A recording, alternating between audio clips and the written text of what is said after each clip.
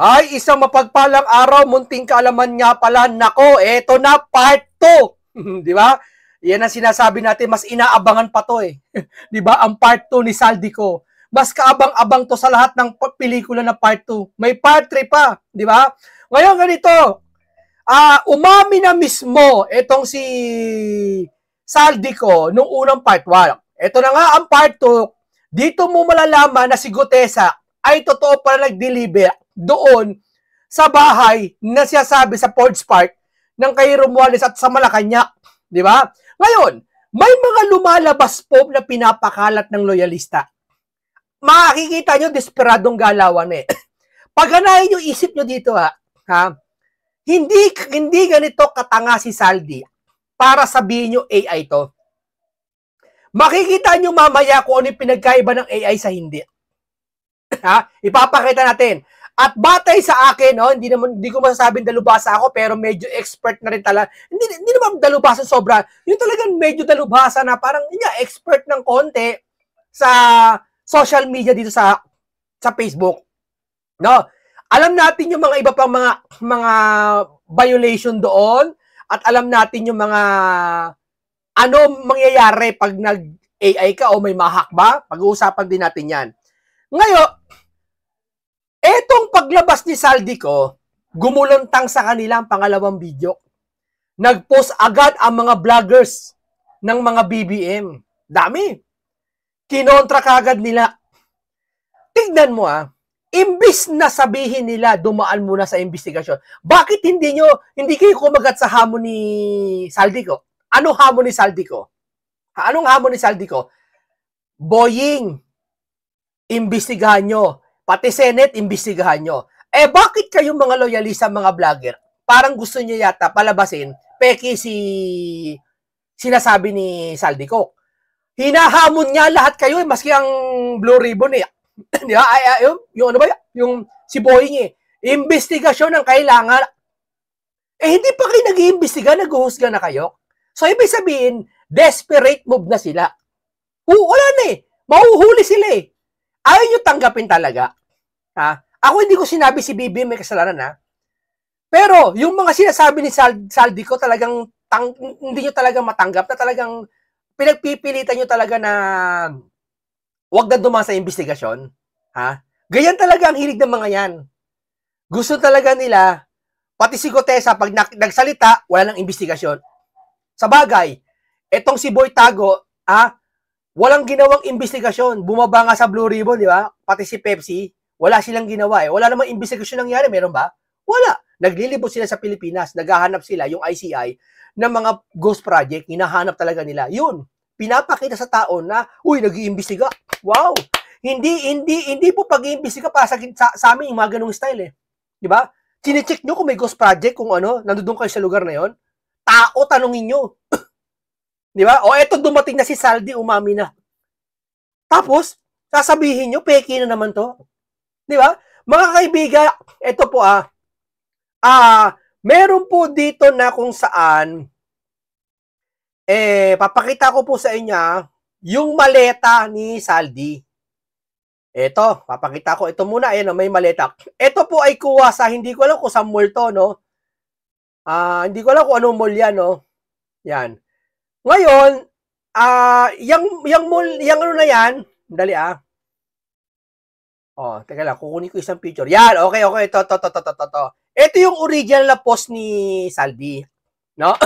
Tingnan nyo paano nila paikutin ng tao, Ito yung original na post ni Saldi na screenshot sa video ni Saldi sa part 2 niya. May presyo yung bag niya na nakuhanan. Ngayon, ito pa, kabila, makikita mo dito, may mga plastic pa yung hawakan. Lahat, kung mapapasin mo lahat ng video niya, may mga plastic yung hawakan yung kadalasan. Ito may presyo pa, nakita nyo may pula, may presyo. Etong tindahan ng mall, kaparehas nitong maletan to, na parehas ang presyo, 1,499. Ito Tapos may pula dyan, may pula dyan, may pula din to. Ito, may pula din to. Ayan, kita nyo magkaparehas, di ba? Parehas sa parehas. Ganto palusot ng mga BBM. Tingnan nyo palusot ng BBM ika-ay niya, hindi totoo yan. Gagawa na lang kayong kasinungaling yan, hindi pa totoo, sabi. Diba? Gagawa na lang kayo ng kalokohan, Saldi, huli kayo, may presyo pa, nakalimutan mong tanggalin. mga bugok. Kasi kayo, sa bagay, hindi na to mga Gen Z, mga to, no? Kasi mga Gen Z, matatalino. No? Eto mga millennial na BBM supporters, ako millennial din ako no? Pero hindi ako katulad ng mga to. Kasi ako, lumaki ako, kumbaga ika nga underworld. Lumaki ako sa kalye. Lumaki ako sa kalsada kung saan lahat ng mga, lumaki ako sa bilyaran, lumaki ako sa sabungan, lumaki ako sa tambayan, tricyclean sa mga toda, lumaki ako, tambay ako dyan. Kaya alam ko, bukod sa damdami ng mga tambay, alam ko kung ano yung gulang-gulang at alam ko yung mga underworld na teknikan. Ngayon ganito, ano ibig ko sabihin? Ito hindi to opinion lang basta. May katotohanan para sa akin to. Kaya bakit may presyo? Hindi na ba totoo pag may presyo? Pakisagot. Hindi na ba totoo pag may presyo? Ha? Ganito lang kasimple yan. Ang pera ilalagay dyan. Hindi tanga si Saldi ko. Hindi ko pinupuri si Saldi ko Wala akong pakialam dyan. Dapat niya managot yan Pero hindi tanga si Saldi ko. Magiging appropriation siya ng budget. Representative siya at may negosyo siyang Sunwest. Marami pa siya. Nagtapos school yan. Na bibili ng maletang ganito. Hindi tinignan may presyo. Kayo, naniniwala ba kayo si Saldi bumili ng maleta? Sagot ko sa inyo. Si Saldi? Ibig nyo pala sabihin, ako si Saldi ko, papabili mo ako ng maleta? Ano ka? Ba't mo ko utusan? Uutusan ko tao ko bumili ng maleta. Saan? Sa mall. Ito maleta. Aling maleta? Bibili ka ba yung mamahaling maleta? Hindi. Bahala ka na kahit anong maleta sa mall. Maaring itong mall na to, explain ko itong mall na to, kahit saan meron to, lalo pag nag-sale. Kasi ang isang bagay po, lalo iisa ang produkto, pag nag-sale yan, buong Pilipinas, iisa presyo niyan. Tama? Hindi ko alam kung sa lugar to, pero ano pa man lugar na to? At malamang sa mall na ito, kahit saan mall may ganito, at ganito rin ang presyo. Kung sa Pampanga ka man, Batangas ka man, o Mindanao ka, ganito presyo. Tama? Okay. Ando na tayo, susundan niyo ako. Ngayon, maaring ang bumili nito tao ni Saldi o mga tauhan ni sino man dyan. Ikaw ba naman, ilalagay mo ang pera mo dyan? Kalimitan kasi hindi na natatanggal yung mga presyo. Pero may mga hawakan, may mga plastic po. Hindi na kailangan tanggalin minsan Bakit? Isang beses na naman paggagamitan ng pera, i-deliver mo Sa akin lang ano ko to teorya ko to pero medyo may katotohanan to Hindi basihan na porket may presyo, hindi totoo. Saka hindi tanga yung mga yan na, may presyo. Tatanggalin yan syempre, pero hindi na tinanggal kasi wala namang kwenta kahit may presyo Ang mahalaga, ma-deliver yan sa tama, sa oras, at lagay na kagad yung pera dyan. Napakalabo naman ng sinasabi nyo na porket may presyo, ibig sabihin, pipicture ka na lang, booking. Parang ang gagaling nila, investigador, bibilugan pa nila yan. Booking, may presyo. Wala kayo sa underworld. Hindi kayo lumaki kung saan talagang yung utak nyo nahasa sa mga ganitong diskartihan. Sa natural na tao, i-deliver mo ang maleta. Iba yung maleta, mahigit 50 ala tayo o mahigit 30. Hindi mo na kailangan o hindi mo na maiisip na tanggalin pa ang presyo. Pag pera na, isang maleta kasya rito, alam mo ilan niya? Duda ko ang kasya dyan, mga takil lang mga 20 million. Ikaw ba naman tatanggalin mo pa yung presyo niyan? Para ilagay lahat ng pera dyan? Hindi na. Pag bili mo sa mall yan, wala ka ng panahon magtanggal ng presyo, ilagay mo lahat ng pera mo dyan, i-deliver mo na doon. Tama? Tama, mali. Ganon ang isang natural na kahit sa lugar, kahit anong bansa papuntahan mo, ganon ang magiging sitwasyon. Gets nyo? Eto mga loyalista, kung ano mga pagsasabi, keso daw nabayaran na naman daw si Saldi, ginagawa na nila kakampi ni Duterte si Saldi ko. Para yung script daw, ginawa daw. Eto pa malala, pati INC, kinukunik na nila. Para silang si Satanas. Parang si Satanas talaga. Alam ni Satanas, malapit na siyang parusahan, nandadamay na. Etong mga to, alam nila, paranoid na sila, mag-arali na kasi ang INC bukas, paranoid na sila. Kung ano masabi na lang sa internet. Hindi na sila nag-iisip, bahala na kung ano nakita ko. Ito na, ipopost ko na. Laban-laban na to. Buko na Diba? O, nasabi na ni Saldico eh. Diba? Pero hindi ko pinaniwalaan pa yon. Sabi nga ni Saldico, hinahamon kayo, dumaan sa investigasyon. Kaya itong presyo na to, hindi yan batayan para sabihin mo na, bakit may presyo? Ibig sabihin niya, pinicture lang niya kung saan sa mall. Dali-daling gawin yan eh. Kahit ako, kayang gawin yan eh. Ha? Di ba?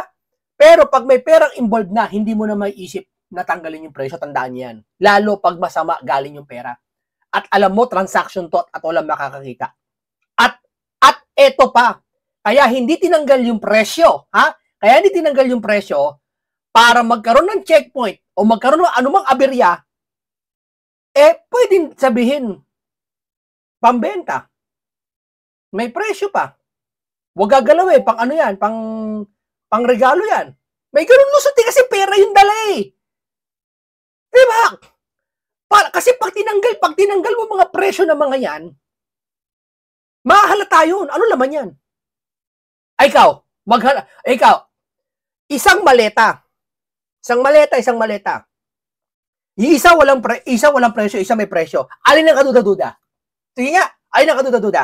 Di ba yung walang presyo? Kasi alam mong maleta talaga yun. Baka may laman yun. Pero pag may nakita kang maletang may presyo, madadaya isip mo. Tama, mali? Ano isipin mo? Ayos to ah. Ano kaya to? Hindi ka na mag-isip, iniisip mo bakit may presyo to. Baka bibili lang. Wala ka na, hindi, yung isip mo, ang gano'n na lang. Wala ka na ibang maisip, yun na lang. Underworld ka? Hindi ka underworld. Yeah? Naiisip lang yan ng mga katulad natin. Di ba? Wala kasi kayo niyan. Di ba? Di tablado na naman kayo, mga BBM na supporter. Ha? Tama, mali. Di ba?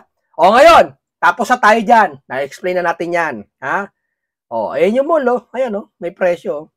Di kayo marunong. Akala nyo kasi, 25 billion yung usapang 100 billion. Tandaan nyo. Kung okay sana kung pinag-uusapan lang 20 million. Kahit isang malita lang, okay na yun. Billion na pinag-uusapan dito, sensitive to. May makakitang tao, may mag-click dyan, tignan yung maleta. Yari na. Okay. Eto, tingnan natin to Eto na. Ngayon, sinisisi nila ngayon ng INC. Pati ang leader ng INC ngayon, binabakbakan nila ngayon. Dinadawit na nila. Kesyo dawa, ito papakita ko sa inyo. Alam ko iba sa inyo hindi INC, pero alam ko mahal nyo ang INC. Bakit? Dahil sa ginagawa ng INC ngayon, sila lang ang nagtatanggol sa Pilipinas. Walang iba. May nakita kayo tatanggol? Si School Bukol? Si Boy Tago? Sino? Yung mga dilawan? Anong sinisigaw ng mga dilawan? Panagutin ang mga kurako. Tanong sino? Hindi nila mabanggit kung sino eh. Hindi sila pwede magbanggit kung sino. Bakit? Takot sila kasi iniingatan nila, lalo si Junel, iniingatan niya yung pagtingin ng mga tao sa kanya. Yan ang mahirap sa isang politiko. Di ba? Nakabase lang sa gusto nilang makita at marinig. Di ba? Pero yung hinahin ng tao, Papa Duterte man o DDS o Dilawan, ang pakikinggan lang nila, yung gusto lang nila mapapakinggan. Di ba? Ngayon, tingnan natin to Ma-high blood kayo dito sa ating... Ayan na. Pasabog. Eto, nirepost na to at marami ng version nito pinagpo-post sila, napaka-viral. Pasabog, gaano katotoo na matagal na palang bata ni EBM si Saldico? Bata daw ni EBM si Saldico? Yung leader ng INC, bata si Saldico? Ang tindi ng mga to. At yung eroplanong ginamit nila EBM ay kay Saldico. Ang tindi! Wala na kayo maisip talaga. Kumbaga, kung ano yung maisip pumasok sa utak nyo, yun na yun. Wala na kayo ba yung mga isip? Wala na ba kayo talagang yung bakit may nag-utos ba sa inyo? Tanong ko lang. Na i-command na INC bakbakan para mawala ng pag-asa INC? Ito tandaan nyo wala pa si Marcos Sr. Hindi pa pinapanganak sa Pilipinas. May iglesia na ni Cristo. Wala pa yung mga lolo-lolo nyo. May iglesia na ni Cristo. At kung ano yung batas noon, batas ngayon ng iglesia ni Cristo. At kung ano yung disiplina noon, at ang kaisahan noon, na pag sila'y inaapay, lalong dumadami, hanggang ngayon, nangyayari. Di ba? Dinidiscourage ko lang kayo para doble naman package. Di ba? Oh, eto, eroplano, ha? Bakit? At yung eroplano ginagamit nila EBM ay kay Saldi. Akala ko ba binabayaran ng iglesia ng politiko? Billion pa sabi mo. Eh kung palang binabayaran ng politiko ang INC ng politiko, ang politiko ang INC, ba't manghiram ng eroplano si leader ng INC? Common sense. Walang binabayad at ang iglesia kaya magbumili ng eroplano niya. Bakit manghihiram? Ha? Kailanman hindi nang hiram ang iglesia ni Kristo, tandaan nyo yan. Ha? Huwag kayong manlinlang. Ha? Alam na mga iglesia ni Kristo yan. Tinatawanan lang lahat kayo. Diba? Kasama mga amo nyo na mga politiko. Diba? Bakit naman? Magkano ihiramin eroplano? Magkano yan? Eroplano na yan. Magkano isang eroplano? 1 billion? 2 billion? Gusto mo magpatayo ng iglesia ni Kristo ng 10 arena eh. Ang arena, 9 billion ang isa. Gusto mo magpatayo ng 15 arena eh. Ha? Gusto mo bilhin buong Luzon eh. Gusto mo? Ba't manghihiram ang leader ng INC? Ha? Ano? Niyabangan ko na sila. Pasensya na po kayo, niyabangan ko. Mga taga-subaybay, yung mga hindi INC at INC dyan. Pasensya na kayo ha. Niyabangan ko lang itong mga umaapi sa INC. Bakit ko pinatatanggol ang INC? Sila ngayon ang tagapagtanggol ng Pilipinas. Eto kung hindi dahil sa kanila, hindi mapapaamin si Saldi. Bakit? Napipressure na ang gobyerno. At alam ni Saldi, pressure na ang gobyerno, kaya ang pinipressure ngayon si Saldi. Ngayon, si Saldi, sobrang pressure, nagkumanta na. Ibig sabihin, ito ay dahil sa Iglesia ni Cristo na wala pa man din ng rally, may umalis na, may kumanta na, baka may makulong pa. Baka may bumaba pa sa pwesto. Malay mo, yung barangay tanod bumaba. Na ito lang. Yan ang sinasabi ko sa inyo. Huwag kayong mambibintang. Wala kayong batayan dyan. Kahit walang batayan, hindi ko na kailangan kayo ng batayan. Sa kwento na lang. INC, yung eroplano ginamit nila EBM ay kay Saldi. Wow! Sa madaling salita, nanghihiram ang leader ng INC. Manghihiram? Ano? Ano hihiramin? Alam mo ba yun sa, minsan sa nakadalo ko dyan, sinama ako ng isang INC dyan, doon sa kanilang malaking kapilya, yung chandelier nila, kapresyo ng bahay mo eh. Yung chandelier nila, kapresyo ng isang subdivision nyo. Punta ka, hindi ko lang kung gigintuin yun eh, kakapal, laki yun. Siguro chandelier nila kasi laki ng kotse. Kasi nasa taas eh, kaya medyo maliit eh. Di ba laki ng buhalo yung mga kapilya nila? Sinabi sa akin, yung chandelier na nakikita mo sa unahan, sabi, talagang yan, mahal yan, sobra. Gulat ako sa presyo. Kaya bumili ng 2 bahay. Kaya bumili. Di ba? Chandelier lang yun Tapos manghihiram ng eroplano. Galingan nyo naman, pag-research sa INC. Di ba? Yan ang napapala na kinakain lang sa umaga, noodles sa kakape. Di ba? Yan ang napapala. Ngayon, eto may AI na kumakalat.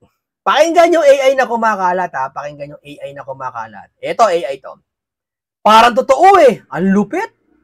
Parang totoo. Pakinggan nyo Inaamin ko sa publiko na ako ay napag-utusan lamang din ng mga Duterte para siraan ang ating Pangulo. Umamin ako na lahat ng binasa ko ay galing mismo sa nagbigay sa akin at ako ay napag-utusan lamang. AI yan huwag kayo maniniwala dyan. Hinag-post niya ito, inamin naman talagang AI yan. Pero ang gusto niya, layunin niya, malito ang taong bayan na kaya palang gumawa ng ganito. Mali kayo. Kaya niyong gumawa ng Saldi ko, kahit sino, kasi ako kaya kong gumawa eh. Gusto niyo, gumawa ako agad eh. Naka-live ako eh, gusto niyo? Gawa ako ng Saldi ko, kaboses niya eh. Nagsasalita siya, gusto niyo gumawa ako? Kaso, bakit natin nasasabi totoong Saldi ko? Hindi ko siya sabi totoo yung siya sabi niya kasi wala pang ebidensya. Pero bakit natin masasabi totoo yung Saldi ko na lumabas dun sa dito? Bakit totoo to? Bakit? Ito. Bakit totoo yan? Kasi verify yung Facebook niya. Verify. Ano ba gusto niyong palabasin? Hindi daw si Saldi ko yon, yung Facebook na yon. Kaya, kung sino nag-upload lang. AI. O, palagay natin AI. Palagay natin AI, no? Ano yon? Gumawa pa si Saldi ng AI para sabihin yung gusto niya? O, palagay natin AI talaga. Pero yung nilalaman ng content, hindi ba si Saldi yon? Eh, kasi Facebook niya yun eh. Facebook niya yun. Di ba? Oh. Kaya, talagang makikita mo, nagsisinungaling ito mga kalaban niya. Ano niya, yung mga kalaban, mga loyalista, mga pinklawa, todo kayon sila. Hanggang mamadaling araw pa, pwede pa. Magrarally na kayon si lahat ng tapananakot, ginawa na nila. Sabi ng isang sundalo, yung siya sabi, oh, nako, Granada, nakakatakot yun. Biri mo, sundalo ka, magaganon ka? Ano yun? Naku, concern ako. Ilagay nyo nga sa baba kung sino yun. Ayoko banggitin eh. Alam nyo kung sino yun eh. Ha, sabi nyo, interview siya sa media. Nagbabantayan po namin ng lugar. Hindi ka ito pagkasabi pero parang ganito ha. Babantayan po namin yung lugar sa rally kasi may nakabalitaan kami. May Granada daw. Naku, Granada, nakakatakot yun. Sarcastic yung kwento. Ano ba? Pinapaalam mo sa amin na may Granada? O gusto mong ipaalam sa amin na habang pinapaalam mo may Granada, tinatakot mo kami? Ganun ba yon? Ha? Di ba? O, nakita nyo na, ha? Verify Facebook Saldi. Pagpalagay natin AI yon, hindi ba dapat paniwalaan yon? Gumawa pa siya ng AI, effort. Pwedeng paniwalaan. Basta totoo yung siya sabi. Kasi verify eh. Magtaka kayo kung pinost si Saldi sa anumang page at hindi si Saldi yung may check. Doon kayo magtaka. Ibig sabihin, maaring gawa-gawa nga lang yon o AI lang. Eh, nasa blue check eh. Mag-search ka nga kung ano yung blue check ng Facebook. Siya yun. Kailangan ng ID yun. Bago siya, ano yung nahack? Nahack? Kung nahack, ibig sabihin, hindi ba kayang i-revive ni Saldi kayo? Ha? Hindi ba pwedeng gano'n yun? Eh, sana nabalita na. Eh, di ba sumagot pa nga siya kay Lacson? Oh, sabi natin nahack yung Facebook ni Saldi at may nag-post ng AI. Nagsasalita siya. Ilaglag ang Duterte. Palagay natin. Hindi ba pwedeng kumontak si Saldi na, hoy, hindi ako yan. Martin, hindi ako yan. Hindi ba pwedeng gumano si Saldi, kumontak sa Pilipinas kay Martin o kanino man sa DFA o sa ano, hindi po ako yung kumakalat na video, na-hack po account ko. Wala bang gano'n si Saldi? Ha? Sasabihin nyo, nagtatago kasi si Saldi kaya hindi makakontak sa Pilipinas. Ano hindi makakontak? Pwede sasabihin nyo. Diba? Hindi pa naman siya wanted eh. Bakit hindi makakontak? Bakit bawal ba? Kaya nga hindi pa kinakansila yung passport kasi wala pang kaso. So, may karapatan pa siyang kausapin ng sinong pamilya niya, anak niya.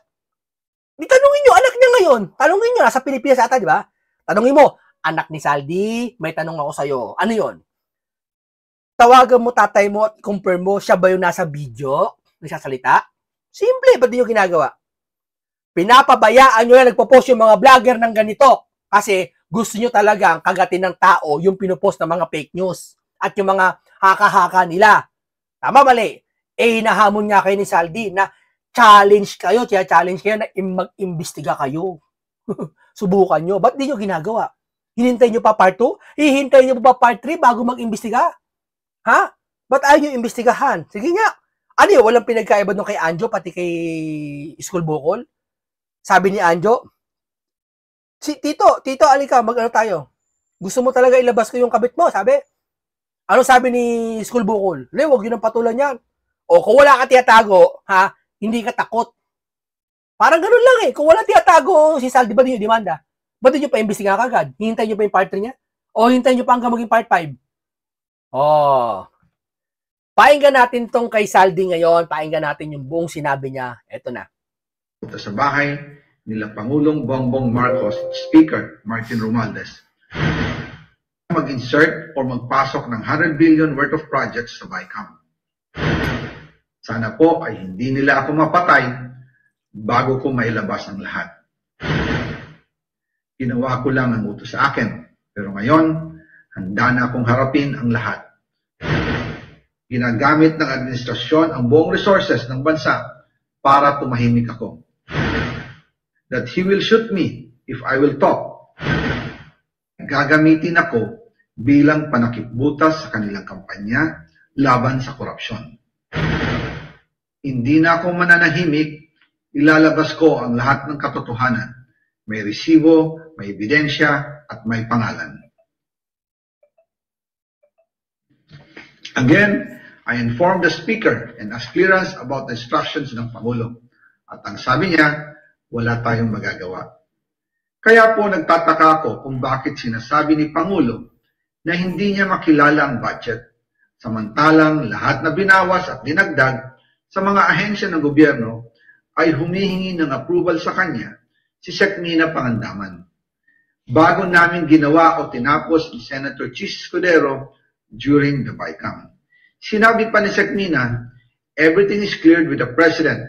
Basta importante, pasok ang pondo na request ng Pangulo.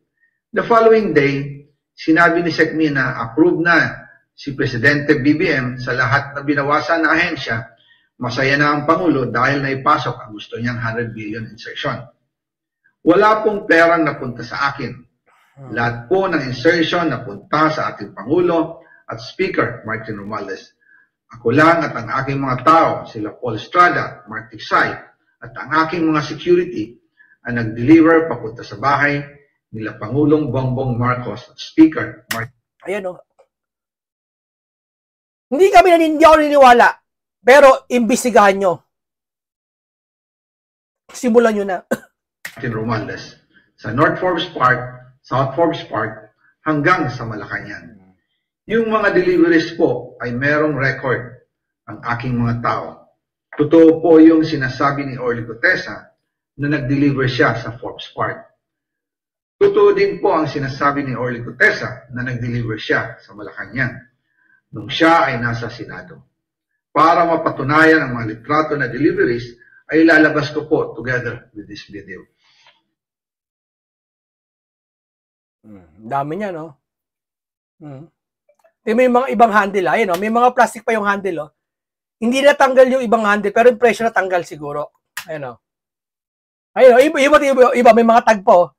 Nakita nyo, hindi presyo, pero ano yun yung may mga kung saan gawa, kung ito ba ay quality. Ayun, no? Nakita mo yung dilaw, ayun, no? Yung dilaw sa gitna. Kita mo?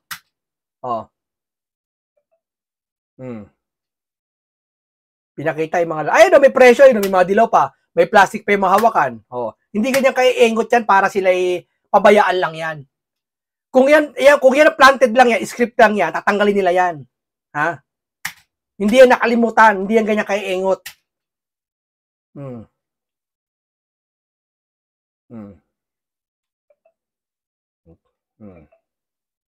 Ayan, ang dami yan. Lagpas 50 yung pinakita.